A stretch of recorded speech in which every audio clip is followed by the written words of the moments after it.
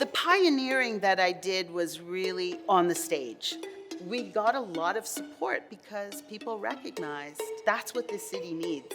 We didn't want to be, the Western prairie foothills and have no culture. People wanted that.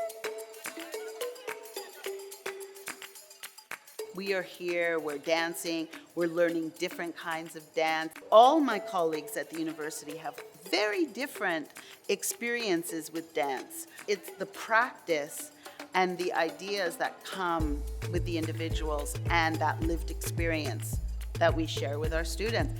And they share with us. They come to university with lots of practice.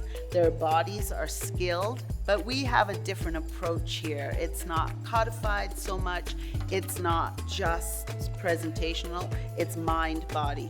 We're in community, we study history, we look at the impact of such things on education, on social justice, for example. Not only to speak about the things that we might turn our attention to that are embedded in these dances, especially dances of the African diaspora.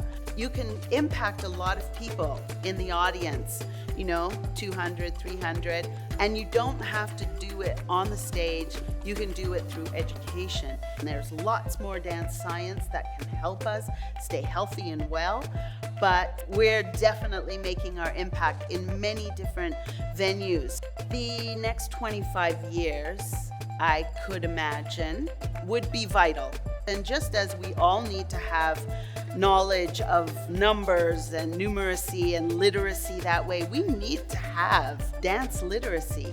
We need to have knowledge of our own bodies, each other's bodies, and the power that we have in them. And so recognizing it in the academy and having a space for it, we can make a difference. And we do. We already have.